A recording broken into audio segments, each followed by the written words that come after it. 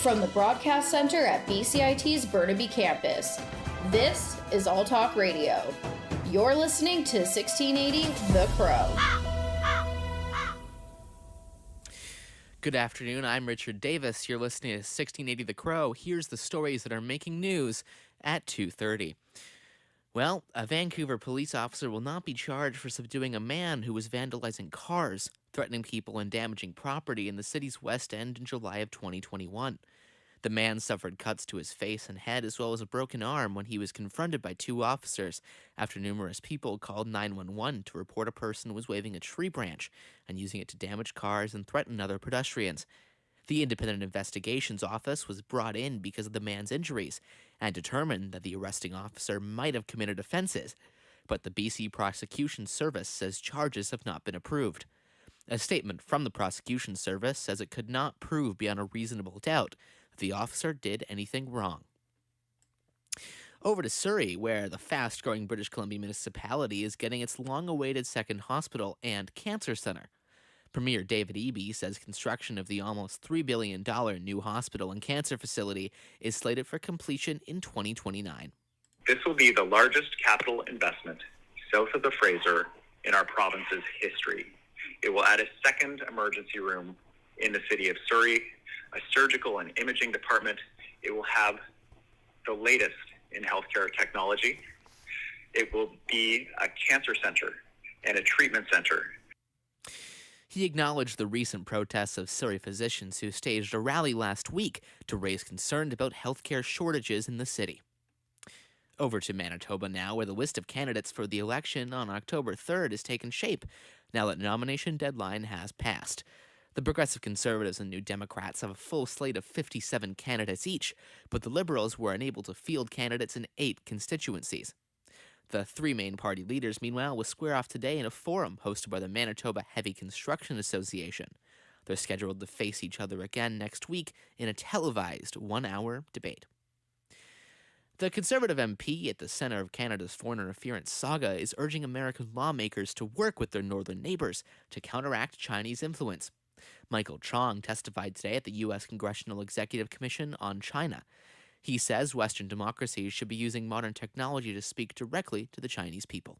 We should be funding VPN technologies that will allow people behind great firewalls like the one in the PRC to access news and information from the outside world. The federal government confirmed in May that intelligence officials had detected the Chinese plot to intimidate Chong and his relatives in Hong Kong in 2021. Health Canada has authorized an updated Moderna vaccine for COVID-19 for all candidates over the age of 6 months. Chief Public Health Officer Dr. Teresa Tam says she expects it will mount a good immune response to the Omicron XBB.1.5 subvariant that is circulating. She says flu and RSV season is also approaching. But the good news is we can get prepared and protect ourselves in case simultaneous surges of respiratory viruses occur. This is why receiving a COVID-19 vaccine dose, as well as a flu shot this fall, is especially important. Tam recommends people get the new COVID-19 vaccine if it's been 6 months or longer since their last dose or infection. Women in 3 states in America are challenging strict abortion laws that went into effect after the Supreme Court overturned Roe v. Wade last year. 2 state lawsuits were filed on Tuesday in Idaho and Tennessee after women were denied care despite having what they said were harrowing pregnancy complications. A woman in Oklahoma filed a federal complaint after being denied an abortion, despite what she said was a dangerous and non-viable pregnancy. The Center for Reproductive Rights is representing the plaintiffs. The group filed a similar lawsuit earlier this year in Texas that was widely considered a model for the current legal action. 5 former police officers now face federal civil rights charges in the death of Tyree Nichols. ABC's Aaron Katursky has more.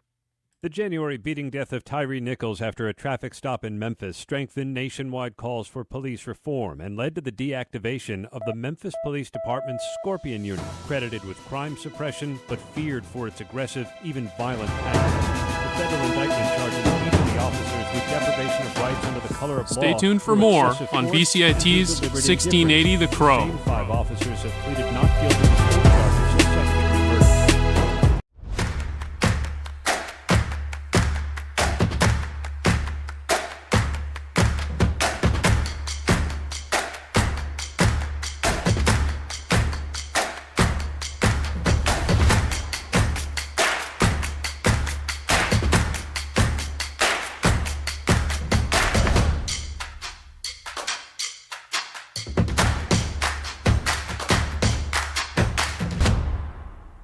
Everything is changing to digital. Everything is online. People aren't just waiting for the 6 o'clock news anymore. People want their news right now. They want to be able to go onto their smartphone, onto the internet, and see the news that they want to see. Vancouver is growing at, a really rapid rate, the Lower Mainland even, and with the tools that we're given here, we're able to cover all of that. Welcome to BCIT Magazine. I'm Radhika Sikakane. In the program, they really leave it up to you. I mean, the help is there when you need it, figuring out how to use the programs like Premiere, Audition, and figuring out how to use the cameras. But it's up to you to sort of experiment and figure out what you can do when you go out in the field. They brought candles and flowers to remember the student who lost her life yesterday. Theresa May says the international community condemns Moscow. They really make sure that you know the basics and you are able to put out a quality product. I'm Brady Trettanero. And I'm Radhika Sikakane. Thank you for tuning in to BCIT Magazine.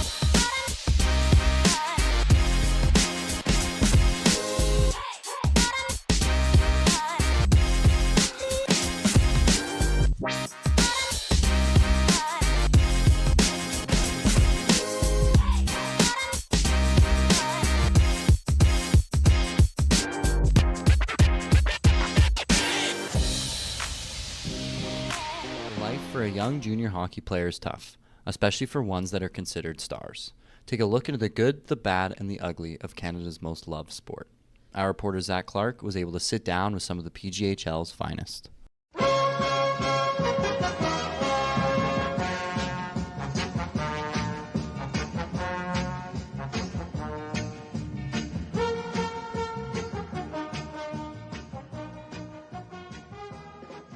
Chris Fordham's is the living embodiment of my favorite line from Rudyard Kipling. In the poem If, Kipling talks about what it means, what it takes to grow up and become a man. And the line is, quote, "If you meet with triumph and disaster and treat those two imposters just the same."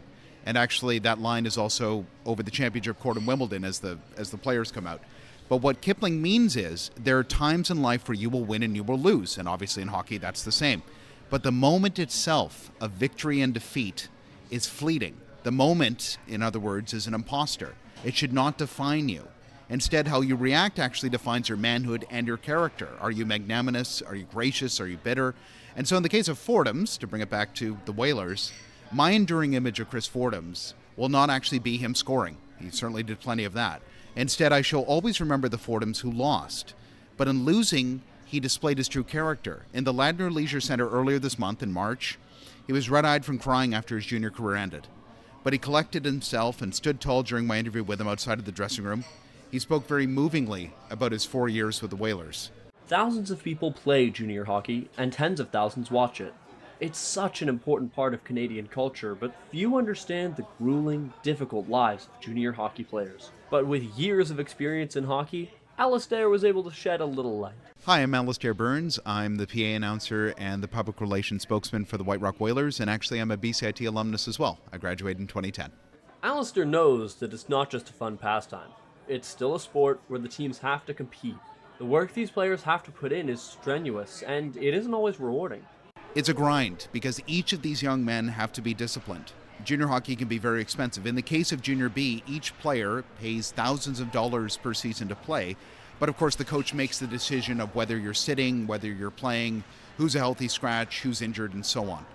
So one day you're signed to a team and the next day you can be traded or released. I've seen it many eager players who walk in to chat to the coach, the door closes, and all of a sudden, bam, your life is turned upside down. But as Chris Fordham's longtime teammate Bryce Margetson will tell you, it's not just the fear of being traded that makes it hard. The game itself is a battle. And that was my first real wake-up call, because all the 20-year-olds, they would not leave you without hitting you. If you had that puck and you got it out, they're going to finish the check, and it hurts. Especially when you're a 16-year-old kid or a 17-year-old kid, it hurts. But for Chris Fordham's, the dedication and skill required to survive in the league seemed to be natural. He took home both team or league awards in every single year of his junior career. He quickly rose to being one of the most relied on members of his team, being first in points 3 consecutive years and being named captain in his last. But in that last year, it seemed like all the hard work and dedication had finally paid off. Svensson leaves it for Sherwin. Sherwin pass across, shot, scores! The captain Fordham's, we've talked about how he needs 4 points tonight to set a new record for the PGHL, and just 8 minutes into the first period, he's got his first. Yeah, we talked about how this is actually a very doable record for him to break here tonight. This could be a good point night for the White Rock Whalers. Sherwin, great pass, great hockey IQ to be able to think about who would be open in that circumstance. Finds Fordham's wide open. Not much Sharma can do in that scenario. 2-on-1, empty net basically for Captain 40, and well, he's always going to bury that. And yeah, like you said, I think I've grown a lot. I think I've probably more grown as a person more than a player. Obviously, my points have grown a bunch, but I think that's just getting older and getting more comfortable in the league and everything like that. But the organization has helped me grow as a player just through the systems play and every practices, and the coaches have helped me along with everything that I've asked them to. If I needed reference or something, they've helped me with it, or anything like that. They've helped me a lot as a person and a player. His relentless self-improvement, both on and off the ice, didn't go unnoticed. In 2022, he was named the Whalers' 3rd ever captain. I don't know what I expected, but I was pretty ecstatic to get the captain. Obviously, my first year, my veteran, Calder Newson, was the captain.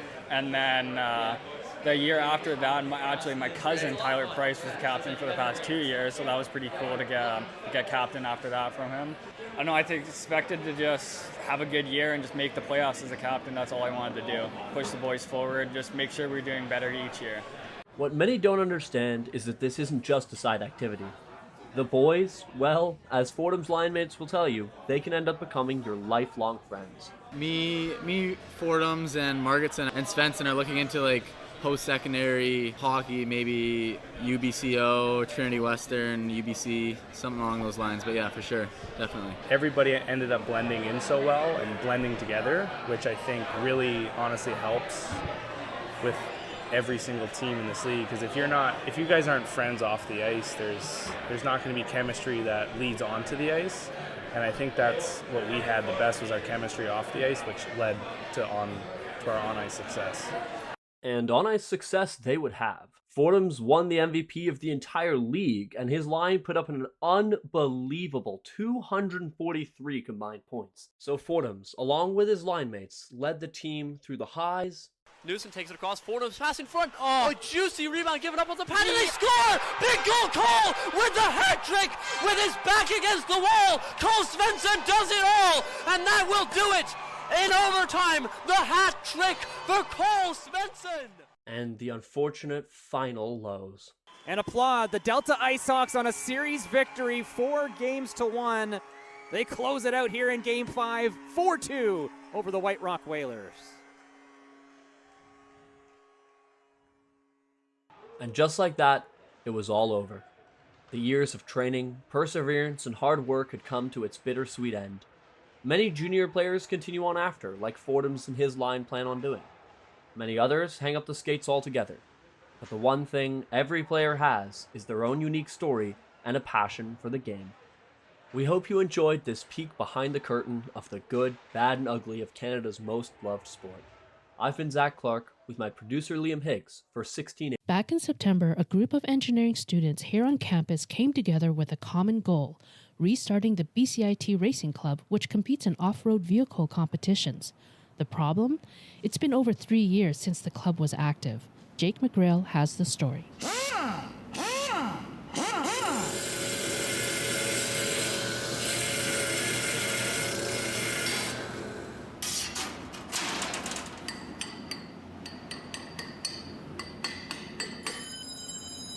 Yeah, so it was a bit chaotic for the first couple months. In fact, it's still kind of chaotic.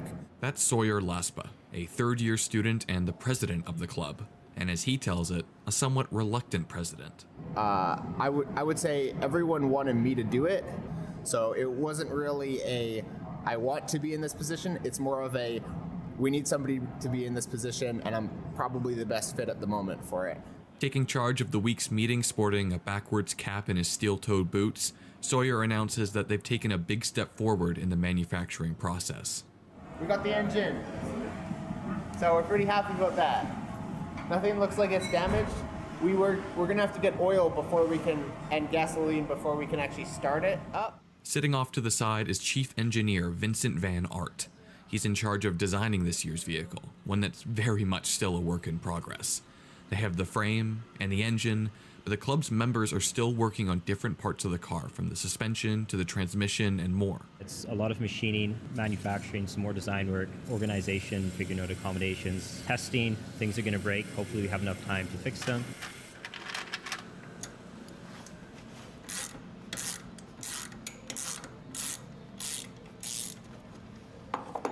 The ultimate goal is to take their vehicle to the Baja SAE event in Oregon at the end of May, an international design and racing competition.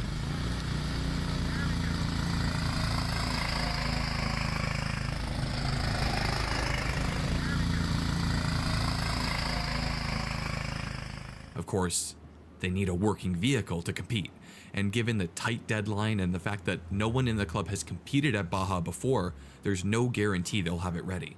I'd say that's pretty consistently been a 50% shot the whole way through. So there's a lot of things that can go wrong, and there's a little bit of luck involved, so we'll just see how things work out. Yeah, that's about 10 degrees already, Yeah, okay. so we just need a bit I'm sliding. Okay, like this. Oh, hey, look at that. Yeah, it is dead on perfect. Beauty. Yeah, looks good. Great. So now you guys can make another one, right? Let's put our engine here, have that on like, well, we have to put that on like a 90-degree bevel. See if this thing runs.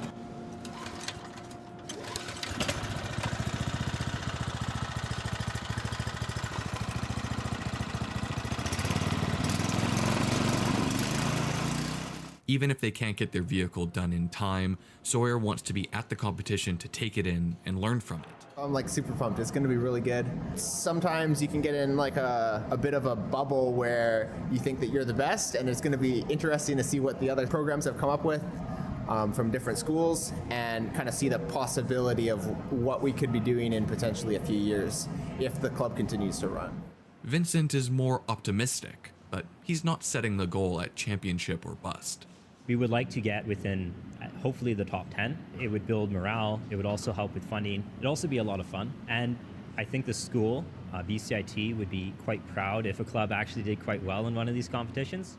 This new iteration of the club still has its growing pains, but for Vincent, it's fostered a real sense of community amongst its members. I found the biggest aid in building a good team, working well as a team, is just keeping the communication open, working with everybody, having good conversations, and then also just having friendly conversations, meeting with people, and trying to have a good time while we work. It's that sense of collaboration that Sawyer thinks will benefit everyone, not just in terms of building their Baja vehicle, but in the rest of their schooling as well. Connecting with the first and the second years, I think that's been really valuable.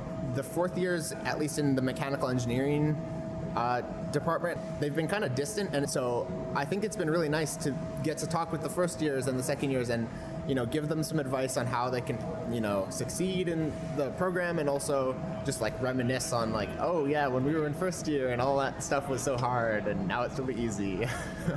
For 1680 The Crow, with my co-producer Jen J. The modern car industry is ever growing, but the historic car industry refuses to die. Zach Clark has more. As time marches on, more and more classic cars are destroyed, some for parts, some through accidents, and many through neglect. But there's a small niche of collectors fighting hard to preserve these historic machines. Nick Cormier is one such collector, and as we stepped into his garage, we could tell he was passionate. I'm very much what you'd call a hobbyist, so my knowledge of cars is very specific to classics, you know, not what your everyday person is driving around. I don't mess around with that computery stuff. I'm not here to make money. The car in question is a 1962 Mercury Monterey, which I found on Craigslist for $1,500 and dragged out of a field with a flatbed and had it brought over to a garage, which I had rented for a couple of years. It's not just not profitable, it's expensive. So why do people like Nick invest so much money and time into this? You know, as rough as it was when I picked it up, buying that car is one of the things I regret least doing in my life. When people see me with it, like I'd have my garage door open and people would walk by, I would get so many compliments and comments and people asking me about it, and there's just such interest out there for it.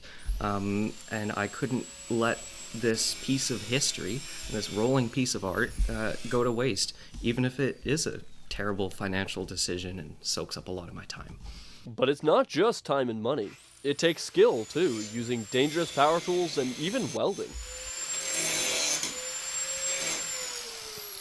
In terms of the metalworking component, that was high school. You know, I took metal fabrication in high school, easily my, you know, best class, favorite class. It's nice to get to carry that over into my hobby. His current car is his longest project, having started on it almost 3 years ago. So that car had sat before I bought it for approximately 15 years. And I have a feeling that when it was parked, it wasn't in the best shape to begin with. You know, some of these cars are parked for a reason. A car in need of this many repairs requires someone with knowledge, expertise, and a willing to put up with a little monotony. Okay, pedal down, pedal up. We've got fluid now. Okay. Pedal down. Pedal up. Pedal down. He knows his cars might never reach a showroom floor, but according to him, that's never been what it's all about. You know, it's a bit of a Havana restoration, not the clean edges and the prettiest, but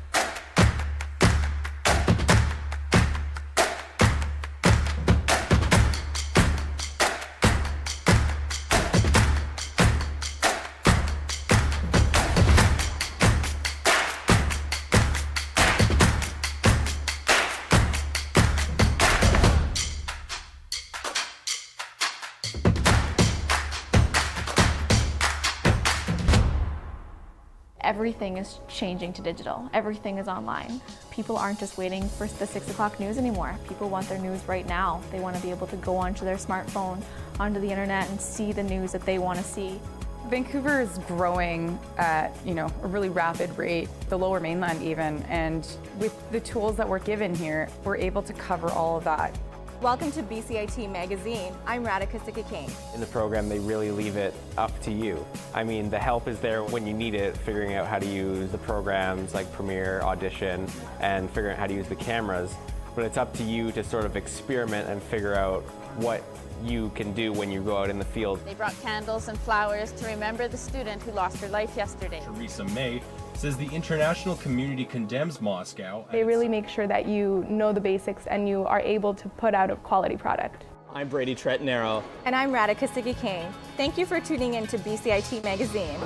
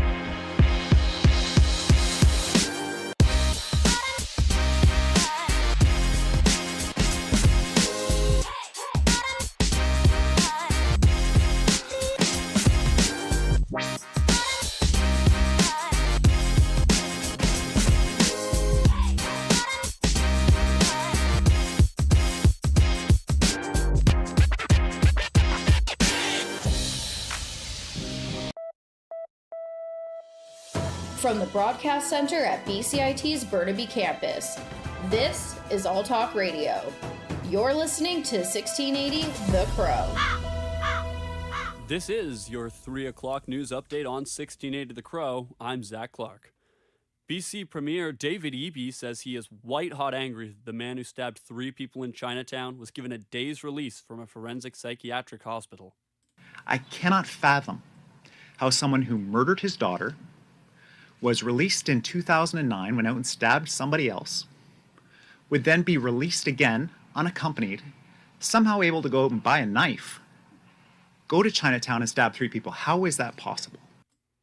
64-year-old Blair Evan Donnelly has been charged with 3 counts of aggravated assault after his attack at the Light Up Chinatown Festival. He was found not criminally responsible for stabbing his 16-year-old daughter to death in 2008 due to mental disorder. Richmond RCMP are asking the public for help in a gunfire case. 2 different shootings occurred in Richmond's Chelmsford Street. Bullets hit the walls of homes and penetrated garage doors and vehicles, but luckily no one was injured. Staff Sergeant Jean Say describes the area as heavily residential and says the gunfire is of major concern to RCMP. 80-year-old Jericho Pier has been closed since 2021 due to extensive storm damage. Now, despite recommendations from Vancouver's Park Board that the structure be demolished, ABC commissioners have voted to rebuild the pier. The project is estimated to cost $1.7 million. A previous project to upgrade Jericho Pier in 2017 was rejected for being too expensive at $16 million. But while the upfront cost of the repair is much less, the ongoing maintenance is estimated to be over $2 million every year.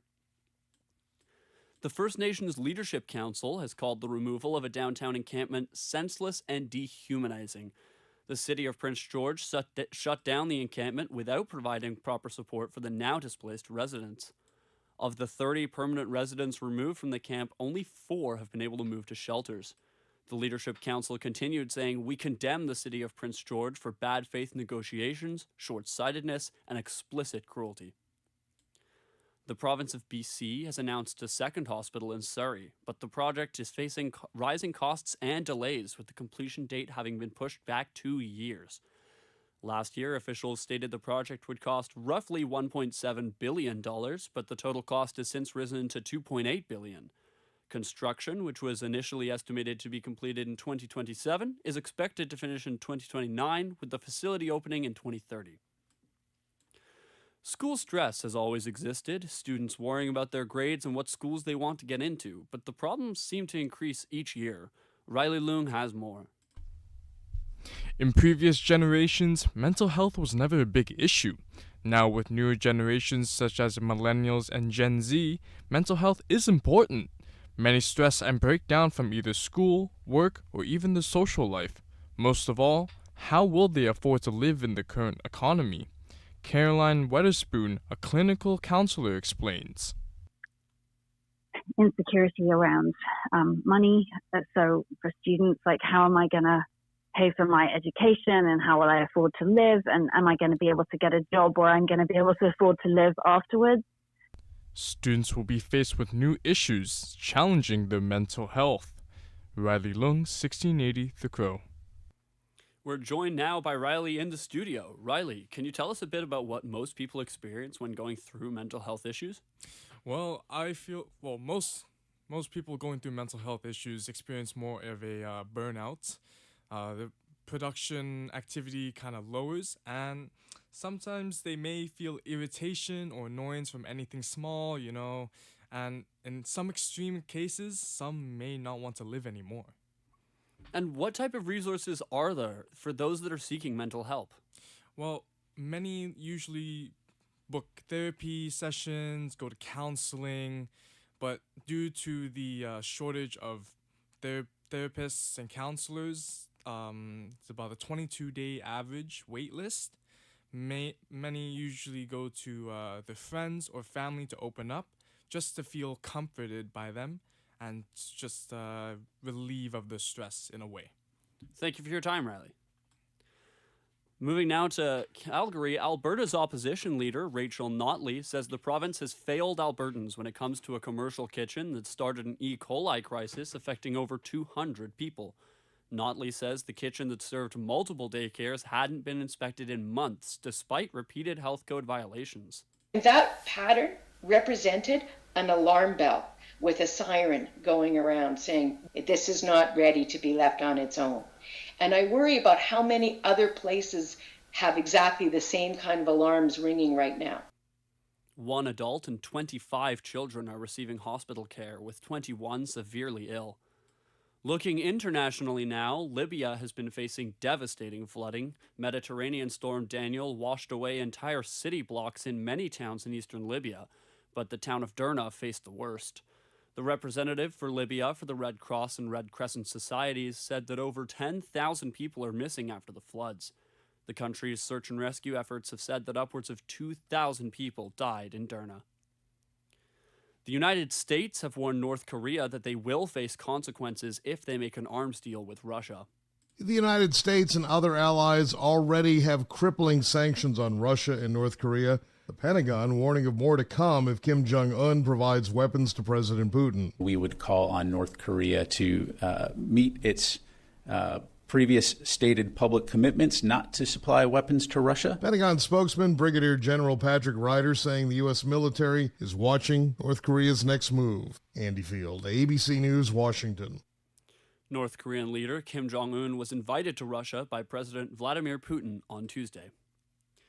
Democratic Senate Majority Leader Chuck Schumer vehemently disagreed with House Speaker Kevin McCarthy's decision to open an impeachment inquiry into U.S. President Joe Biden.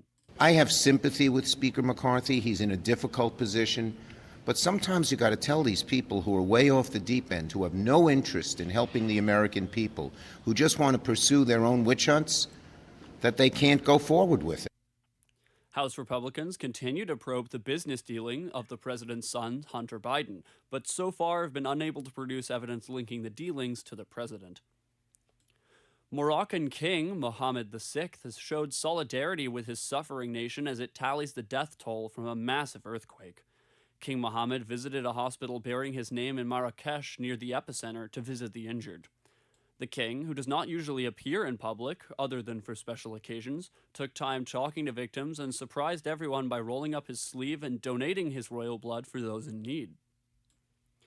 With the Jewish High holidays coming up, top Jewish leaders discuss the need for security as anti-Semitism surges. The Jewish high holidays that encompass Rosh Hashanah and Yom Kippur are meant to be a period of joy and reflection. The season is also a time of heightened vigilance in the face of recent increases in anti-Semitic threats and violence. A network of Jewish security experts and religious leaders are hosting several webinars to help prepare for the season. Among the topics, how to respond to an active threat targeting the Jewish community and how to stop severe bleeding. Security measures have been expanding at Jewish institutions across the United States for more than a decade. I'm Walter Ratliff. Last year in the United States, there were over 3,600 cases of anti-Semitic harassment, the highest number since the Anti-Defamation League started collecting the data in 1979. 5 former officers have been charged with federal civil rights violations in the beating death of Tyre Nichols. The 5 officers were formally indicted in a U.S. district court as they continue to fight the second-degree murder charges they face at a state level. They all face 4 counts at a federal level, including deprivation of rights through excessive force and failure to intervene, deliberate indifference, conspiracy to witness tampering, and obstruction of justice through witness tampering. Apple has released the details of the new generation of iPhones to the public. Features include better cameras, faster processors, and finally ditching their unique lightning charger cable for a USB-C to meet European regulations. This does, of course, all come at an increased price, with models varying from $800 to $1,200 USD. The showcase comes as Apple tries to undo the sales slump they've been facing in the last 3 quarters. The new phone will arrive to stores September 22nd. Moving to the world of sports now, Western University has recruited an external investigator to look into its women's hockey program. According to a TSN report, multiple players complained about conduct issues from head coach Candace Moxley and conditioning coach Jeff Watson. The report alleges that Moxley pressured injured players to suit up and play, while allegedly Watson made statements about players' bodies, among other issues. Neither Moxley or Watson responded for comment. Houston Rockets guard Kevin Porter Jr. was arrested Monday and is facing charges of assault and strangulation after he allegedly attacked his girlfriend in a hotel. Prosecutors revealed details of the alleged assault at Kevin Porter's arraignment Tuesday, saying he didn't stop beating up his girlfriend, former WNBA player Kaiser Gondrezick, until she ran out into the hotel hallway covered in blood. The 23-year-old is charged with felony assault and strangulation in connection with the incident Monday at the Millennium Hilton in Manhattan. Porter was not required to enter a plea. The NBA star, who had been in police custody since his Monday morning arrest, posted a $75,000 cash bond to secure his release. He's also ordered to stay away from Gondrezick. Julie Walker, New York. New York Jets quarterback Aaron Rodgers has torn his left Achilles tendon and is likely to miss the season.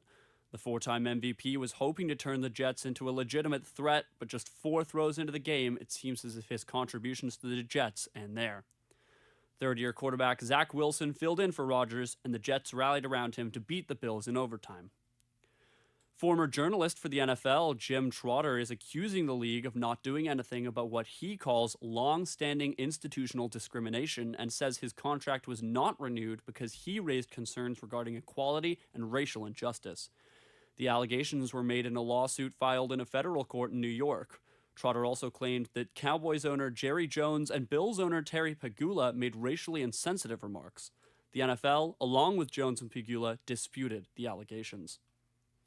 It's 16 degrees and light showers here in Vancouver, a high of 7 with a low of 13. That was your 3 o'clock update. I'm Zach Clark, and you're listening to 1680. Stay tuned for more on BCIT's 1680 The Crow.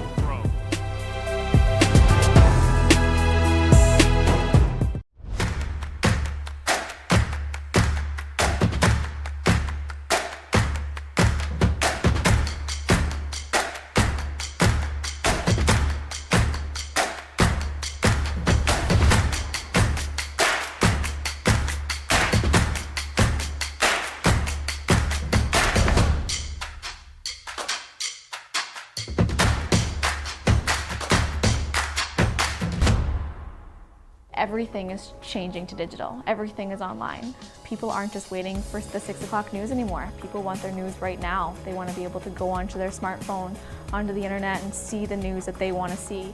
Vancouver is growing at, a really rapid rate, the Lower Mainland even, and with the tools that we're given here, we're able to cover all of that.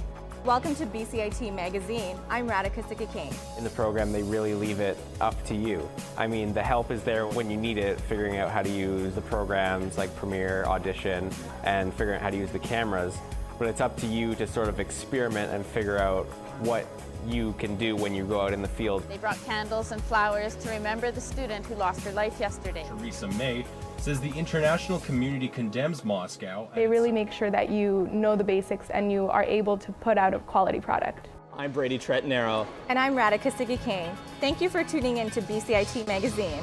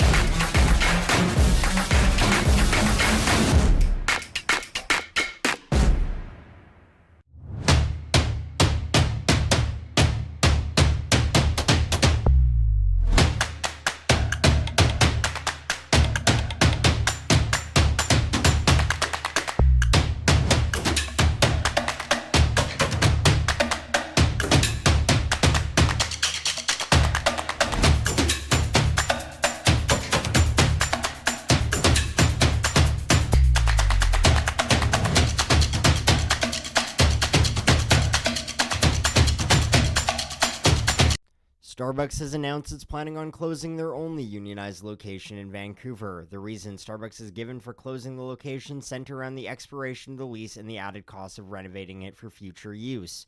While the United Steelworkers, the union which represents the Vancouver location, and a couple out of province, has said nothing about the closure, closures of other union shops in the United States has drawn speculation to Starbucks' intention when closing down the union stores. I spoke to Portland union organizer and Starbucks shift supervisor Amy Terrell to better understand the experience and perspective of Starbucks workers, and to understand the perceived action the corporation has taken against unionization efforts both before and after the vote. Before the interview begins, I want to clarify the term ULP to the audience as it is brought up in the interview. ULP stands for Unfair Labor Practice, and workers in the United States can file a ULP claim if they feel either their employer or union has violated their federally guaranteed labor rights. And with that out of the way, we can begin our interview with Amy Terrell about Starbucks' treatment of and relationship with their unions. So just to start out, can you tell me about how you started to get involved with the Starbucks union? Were you around when it was forming? Yeah, so when I started at the store, they had already done a lot of preliminary action of kind of talking to people and figuring out if that was what we wanted. But we were still in the very early stages. So for me, a lot of that looked like it was my first job interacting with union stuff. So for me, it was a lot of figuring out what that meant, what it looked like. I wasn't super involved from the very beginning because I didn't know. And it happened around, I want to say when I first started, we were talking about it around like December. We didn't talk about it on the floor very much because our management was very like on top of it, very much like if they heard us talking about the union, they'd send people to do different tasks, like try to separate us. So there's a lot of like meeting outside of work. We created a Discord, that kind of stuff. All right. And how about after the union formed? How were you involved? How involved were you? How involved are you right now? Yeah, directly after the union formed, things at the store were pretty tense, because we had some people who were like really anti-union. And so there was just a lot of like tension and people weren't quite sure where we were going to go from there.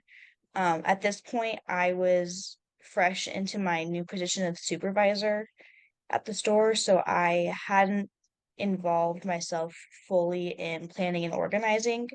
Um, but I was doing my part in like sharing information with new baristas and figuring out what was going on.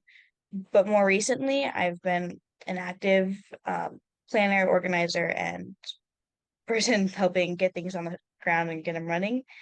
I have participated in every strike. We've actually just had 2 recent walkouts. Yeah, I have helped all of our new hires get into our Discord, learn what a union is. I'm essentially doing now what others had done for me when I first started. And right now, our union process looks a lot like, hey, this thing's been happening at work recently. We don't like this. What should we do about it? And it's resulted in walkouts, strikes. We've had marches on the boss, that kind of stuff. Yeah. And can you describe a little bit about the most recent walkouts?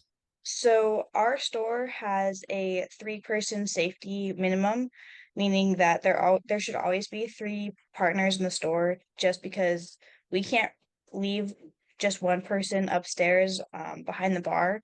So if we only have 2 people in the store, we can't run breaks or let people go downstairs to get prep or do any cleaning.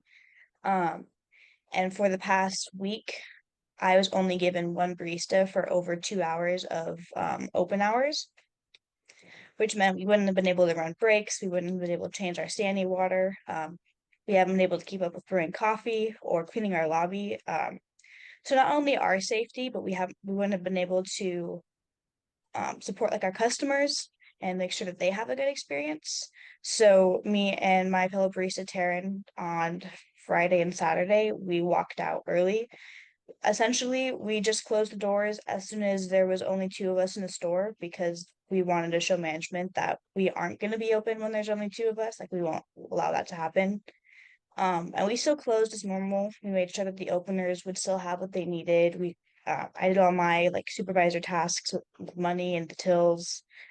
We just closed in a way that would show them that they can't leave us with just 2 people for 2 hours, but we would still do our job because we care about the store. Was there anything you felt like they did to hinder your efforts to unionize in the process of you guys doing that? In the process of becoming a union, the manager that we had, because it was a different manager than we have now, she was not very good about subtlety. And so she would like actively try to get baristas to tell her weeks ahead of time if we were gonna strike or if we planned on it. She also would send baristas to Starbucks's page. It's like Starbucks.one, which is a page full of misinformation and really anti-union propaganda. And that was her way of kind of being like, look, you don't need a union. Look at this page. Trying to get people to not vote yes for the union, or then to be anti-union after we voted. So there's always been a sense of our Starbucks managers don't want us to communicate with each other or learn from each other. They always want to be the one to give us the information because the information they're giving us is all propaganda. And do you feel like there were any repercussions post unionizing? We are lucky to have not received many. We had 2 firings that happened, which we filed ULPs for because we believe it was due to the fact that they were union organizers. And then we have a couple, we have a shift lead who received a write-up the day after a strike where they were one of the only shifts in the store that day. That seemed pretty fishy. But generally speaking, we haven't seen much retaliation the way that other stores have. Can you describe some of the retaliation that you think may have gone on at other stores? Yeah, I know at other stores they've seen a huge reduce of hours, staffing, which I guess we do have a reduced staffing, mostly due to people quitting due to unsafe environment. But yeah, they'll receive like shorter hours. There's been a lot more firings at other store. We only had 2 firings in the very beginning. And then thankfully we haven't really seen anyone be fired due to union involvement recently. Yeah, it's a lot of just kind of not guaranteeing the hours that they're supposed to get. And then in Vancouver, the only unionized shop is being closed. Starbucks claims it's due to a lease disagreement. I was reading an article in the Oregonian, which pointed to a similar thing happening in Portland, and a lot of speculation that the reasons they were stating were not in fact the reasons. Can you speak to that at all? Yeah, there was a store very close to us, the one on 5th and Oak closed, and their manager actually came to our store. They were a union store that shut down, and the reasons gave were due to safety. But they shut the store down almost directly after a union event in which the union team and organizers went directly against our district manager. And it really affected like their business and sales. And it showed just how like close our union is because all of us, like we are stronger together, and directly after that event was when they shut down. So the timing just seems really fishy because they weren't any more of a dangerous store than our store is. We experienced like the same amount of incidents. So for them to close to that reason felt just off. Same with there was another store, 4th and Morrison, which was closed before I ever even started at Starbucks, just shortly before. But they were in the process of unionizing when the store got shut down for the same reason of safety. And again, they didn't have any more incidents than we did. But they were shut down as soon as the unionization process started. Right. And just before we wrap up, do you have anything you'd like to add? Not necessarily. No coffee, no contract, or no contract, no coffee. We need a contract. That was union organizer Amy Terrell. I'm Max Mashman, and this is 1680 The Crow.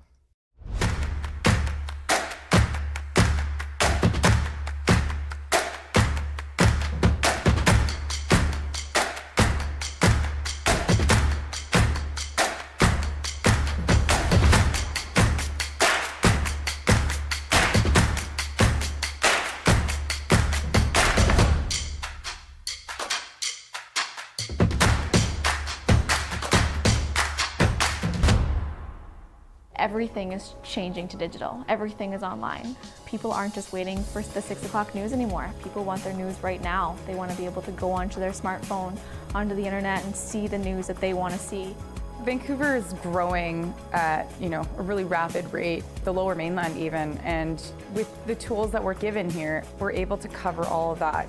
Welcome to BCIT Magazine. I'm Radhika Sikki-King. In the program, they really leave it up to you. I mean, the help is there when you need it, figuring out how to use the programs like Premiere, Audition, and figuring out how to use the cameras.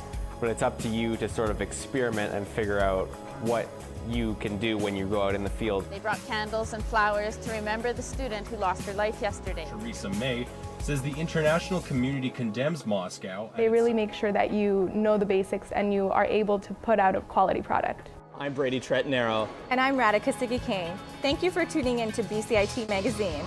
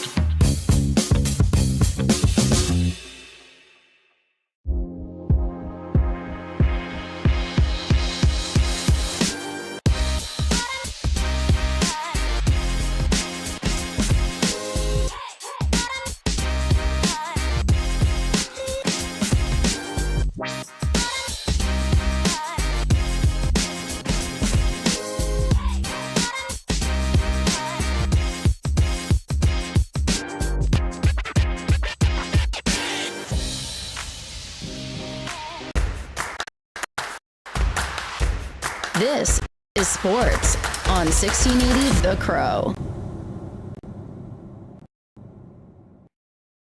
Good afternoon. I'm Richard Davis with your 3:30 Sports Update. We begin with breaking news that Western University has enlisted an external investigator to look into its women's hockey program. According to a report from TSN, multiple players complained about the conduct of head coach Candace Moxley and Western strength and conditioning coach Jeff Watson. In a statement to the Canadian press, the London, Ontario school said it has launched independent reviews to look closely at these matters and to hear from all impacted parties. It also stated that such reviews are confidential in order to respect the privacy of all individuals involved. The TSN report detailed allegations that Moxley pressured players to play despite injuries and failed to address claims about Watson's conduct, which included making statements about players' bodies. Neither Watson nor Moxley responded to requests for comment from the Canadian press sent out on Tuesday. Moxley, who has coached Western since 2018, told TSN that she had not been suspended by the school and is currently on caregiving leave, while Watson did not respond to repeated requests for comment. The Vancouver Canadians are in the playoffs. The Canadians are in Everett, Washington to face off against the Aqua Sox. The Canadians have an impressive regular season with a 77-54 record. They play today and tomorrow in Everett, and with a return to Vancouver on Friday. If needed, 2 games will be played at Nat Bailey Stadium over the weekend. The parent team of the Canadians, the Toronto Blue Jays, are facing off against the Texas Rangers in a must-win game tonight. Former Dodger Hyunjin Ryu is expected to start for the Jays, with the Rangers countering with Max Scherzer. The Toronto Blue Jays placed first baseman Brandon Belt on the 10-day injured list on Tuesday with lumbar spine muscle spasms. The back issue forced Belt to depart Monday's game against the Texas Rangers in the 6th inning. Belt is hitting .251 this season with 16 homers and 38 RBIs. The Blue Jays also recalled outfielder Nathan Lukes from AAA Buffalo. According to a new study by Play Ojo, the most influential sports star in Canada is Bayern Munich fullback Alphonso Davies. Davies moved to Vancouver when he was 15, attending Burnaby Central High School while playing for the Whitecaps. He's been playing for Munich since 2019 and most recently played for Canada's national soccer team in the 2022 FIFA World Cup. A devastating injury to a newly acquired 4-time NFL MVP has dashed the renewed Super Bowl hopes of New York Jets fans. The Associated Press's Giffen Coolbaugh has the story. Aaron Rodgers has a torn left Achilles tendon, according to a person familiar with the diagnosis, and the 39-year-old quarterback likely will miss the rest of the New York Jets season. An MRI on Tuesday confirmed the 4-time NFL MVP's injury, the person told the Associated Press. NFL Network first reported Rodgers tore the Achilles tendon, which occurred after the Jets' forced snap of Monday's season opener against Buffalo. Torn Achilles tendons typically take several months of recovery due to the extensive rehabilitation needed. I'm Gethin Coolbaugh. The Canucks Young Stars tournament is heading to Penticton this weekend. Among the Canucks playing are Atu Ratu, Aidan McDonough, Atiko Hirose, and Cole McWard. Also attending is Surrey native Arshdeep Bains. Saudi Arabia has purchased a stake in the Professional Fighters League, in yet another example of the oil-rich kingdom using athletics to further increase its influence. Saudi-backed SRJ Sports investment deal ensures mixed martial arts events will take place in that country. SRJ Investments made clear in the announcement that this was just an initial investment. The agreement also allows the PFL to encroach into the UFC's Middle East territory.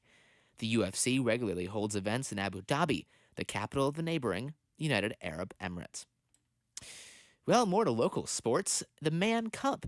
The Six Nations Chiefs have a chance to take the Mann Cup tonight in a series sweep. The Chiefs are up 3-0 in the series versus the new Westminster Salmon Bellies. Game 4 will take place at 7:30 in the historic Queen's Park Arena. Now to the British Columbia Hockey League, where they're back in preseason action tonight as the Surrey Eagles face the Chilliwack Chiefs. The Eagles have a refreshed squad with an all-new goaltending lineup. Former Langley Riverman goalie Arjit Gundara was traded in the offseason. They replaced the traded Eli Pulver and Michael Sochanen with the NCAA. Stay tuned for more on BCIT's 1680 The Crow.